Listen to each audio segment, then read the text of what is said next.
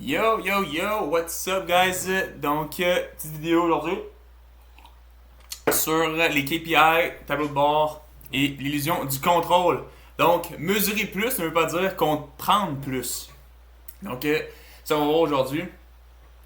Donc, je rappelle qu'on est dans une masterclass de 19 épisodes. On est rendu à l'épisode 9. Donc, les KPI. Donc, on parle souvent. Donc, si c'est la première épisode que tu regardes, va voir les autres, va voir les prochaines qui s'en viennent. Ça l'arrive. Donc, masterclass qui regroupe plein de vidéos que j'ai écoutées, des vidéos que j'ai écoutées, des livres, des cours que j'ai eu d'entrepreneurs, donc des conférences, etc.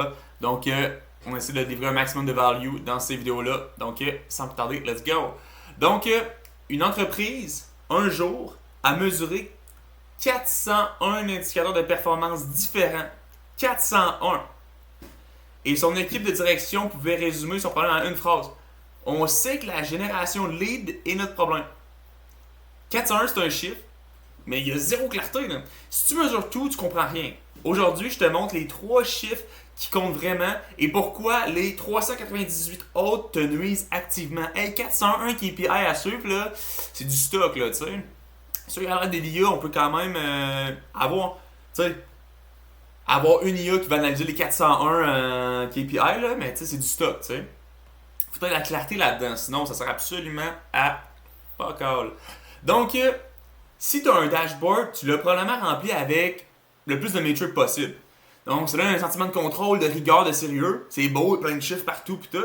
Sauf que ce sentiment est en grande partie une illusion. Plus tu ajoutes de chiffres à surveiller, moins chacun d'eux reçoit l'attention réelle. Et la vraie décision importante se noie dans le bruit des 50 autres qui ne veulent rien dire. Une entreprise qui mesure mal prend de moins bonnes décisions qu'une entreprise qui ne mesure rien du tout, parce qu'au moins la deuxième sait qu'elle navigue à l'aveugle, alors que la première se croit en contrôle. 4 principes pour transformer une montagne de données en une poignée de chiffres qui, eux, changent réellement tes décisions.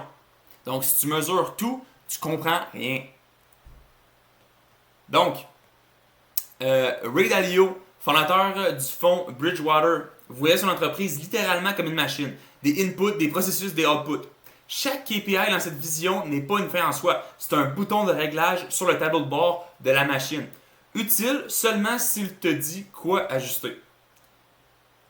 Une méthodologie complète de mesure du parcours client, enseignée en cours, identifie 3 problèmes récurrents qui empêchent cette vision de fonctionner dans la vraie vie. Premièrement, les coûts ne sont pas alignés aux résultats. Dans un cas documenté, 18% d'un budget marketing complet n'avait absolument aucun retour mesuré. Ça, c'était dans un cours que j'avais eu sur les sales et le marketing. 18% d'un budget marketing, tu n'avais aucune idée du retour que ça donnait. Deuxièmement, les gens n'ont pas accès aux données dont ils ont besoin. Donc, tes gars de sales, ton growth operator, il n'a pas les bonnes données. Il y a plein de données diverses, mais il n'y a pas les bons. Troisièmement, même quand ils y ont accès, ils n'ont pas l'autorité pour agir sur le chiffre dont qu'ils sont responsables. Une phrase de cette méthode résume bien l'enjeu humain derrière la mécanique. Ce sont les gens qui font ou brisent ton dashboard. Donc, chaque chiffre devait être un bouton actionnable, mais si c'est vrai, pourtant, tant d'entreprises finissent quand même avec des centaines de KPI inutiles. La réponse vient d'un économiste italien qui étudiait ça. On va le voir très rapidement. Donc, les gens font ou brisent son dashboard. 18% de budget marketing complet, aucun retour mesuré. Imaginez, c'est énorme, là. Les gens n'ont pas toujours accès aux données dont ils ont besoin. Ils ont plein de données, mais ils n'ont pas nécessairement eux qui ont besoin. Puis même avec les accès, ils n'ont pas l'autorité d'agir sur leurs propres chiffres. Quand c'est comme des fois trop des grosses organisations, ils n'ont pas accès à modifier leurs chiffres directement. Donc, en 1906, l'économiste Wilfredo Pareto observe dans son jardin que 20% de ses gousses de petits pois produisent 80% de la récolte totale. Cette proportion répétée dans une quantité surprenante de systèmes complètement différents deviennent la règle du 80-20. Donc, appliqué à un exemple moderne, environ 20% des artistes sur une plateforme comme Spotify génèrent 80% des écoutes totales. Puis la même méthodologie de mesure documentée en cours applique cette règle directement à ses propres tableaux de bord. Une entreprise cliente est passée de 401 KPI à seulement 27. une réduction de plus de 90% du volume de données suivies, sans perdre en qualité de décision. Au contraire, moins de chiffres, mais des chiffres qui comptent réellement produisent une meilleure clarté que la surveillance de tout le temps. Donc, réduire le nombre de KPI, c'est une chose, mais comment tu sais lesquels garder parmi les milliers possibles? Un ingénieur japonais et une usine automobile ont une réponse précise à ça qu'on va voir juste après. Donc, tu passes de 401 KPI à 27, c'est énorme là. Tu sais, là tu vois qu'il y a plein de chiffres qui servent absolument à rien, ou faut juste. Il y en a qui vont se répéter un peu, donc ça sert un peu à rien, c'est un angle un peu différent, mais au final, là, tu sais c'est quoi tes KPI les plus importants. C'est eux que tu dois suivre, that's it, pas besoin d'en avoir 10 000. Là. Puis 20-80, là, c'est une règle qui va dans tout. Il y a plein d'affaires, il y a plein de tâches au quotidien que tu fais, mais qui te rapportent pas, qui vont te rapporter juste 20% des résultats. Des petits détails, tu sais, la finition, tu sais. Mais il y a un 20%, là, il y a des petites tâches qui font toute la différence. Sur le long terme comme au court terme. Par exemple, si tu es étudiant, ben tu sais, d'aller faire toutes les lectures, tous les documents, acheter toutes les affaires, puis tout lire, etc. Donc, tu sais, aller vraiment, là, aller relire les livres, tu sais. Ça va t'amener juste 20% des résultats. Tu sais, c'est avec la peau, le peaufinement, tu sais. Alors qu'à faire le 20-80 aux études, c'est ce que, ben tu sais, peut-être bien lire ton plan de cours, identifier quel cours que tu dois être présent, les autres cours, quel cours que tu dois pas être présent, puis potentiellement travailler sur, je sais pas moi, des automatisations pour aller lire les PowerPoint, résumer ça dans des cours, dans des je sais pas moi, dans des fichiers, dans les fiches, peu importe, puis avoir des quiz qui te donnent là-dessus, tu sais. Tu sais, je sais pas, maintenant tu as vraiment un bac qui est hyper théorique, puis tu dois l'apprendre par cœur, mettons. On va caricaturer ça, là. Ben tu sais, prends ce temps-là, travailler sur des automatisations pour que, mettons, tous tes PowerPoint, tous les cours, etc., ben les cours que tu n'as pas besoin d'y aller, tu y vas pas. Puis ben tu vas avoir tu vas pouvoir l'étudier avec, par exemple, les quiz que tu t'es fait. Puis en fonction de qu'est-ce qu'il y a à l'examen, puis de tes projets. Tu sais, travailler sur des automatisations pour que tout ça, ça se fasse de manière automatique. Ça serait potentiellement un 20-80. Fait que là, après ça, t'as pas besoin d'aller à tes cours, t'as pas besoin d'aller lire tout lire, t'as pas besoin de prendre des notes pendant tes cours parce que, tu sais, potentiellement, tu pourrais, les cours qui sont vraiment importants, que tu dois être là, puis il n'y a pas de PowerPoint, ben tu sais, tu vas prendre un Whisper Flow, tu vas enregistrer, tu vas connecter ça à un agent IA qui va tout analyser ça, qui va prendre tes notes à ta place. Fait que, tu sais, potentiellement, ce serait ça, même que tu pourrais aller encore plus dans le 20-80. Tu payes quelqu'un pour qu'il y ait un Whisper Flow qui allume, puis qui se connecte à ton second cerveau qui va aller tout prendre l'information. Puis, tu sais, fait que ça peut aller deep, là, tu sais, le 20-80, au point que tu pourrais faire vraiment très peu de tâches, puis être bon à l'école, tu sais. Fait que, mais après ça, bon, il y en a potentiellement qui vont trouver ça intense, puis qu'ils vont dire what the fuck, t'es bien trop intense. Mais si tu veux être productif, le 20-80, c'est une règle hyper essentielle. Donc, next. Donc, Edward Deming, c'est un pionnier du contrôle statistique de la qualité et une figure centrale derrière le Toyota Production System. Fait une distinction cruciale entre deux types de variations dans n'importe quel système. Tu as la variation normale, donc le bruit naturel est attendu dans un processus, et la variation spatiale, un vrai signal qui mérite une intervention.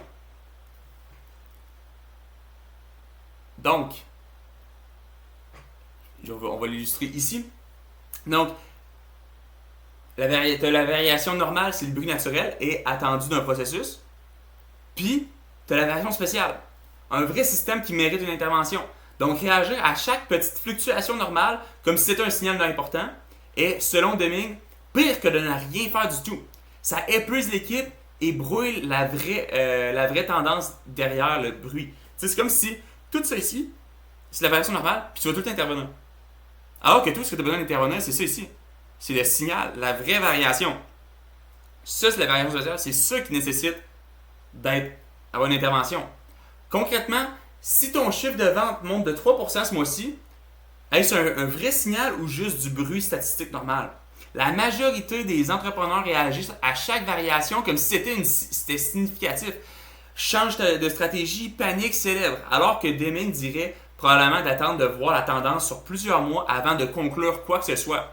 Un outil simple pour filtrer ça, tiré directement d'une méthodologie que j'ai vue dans un cours, c'est se poser seulement 2 questions devant chaque chiffre.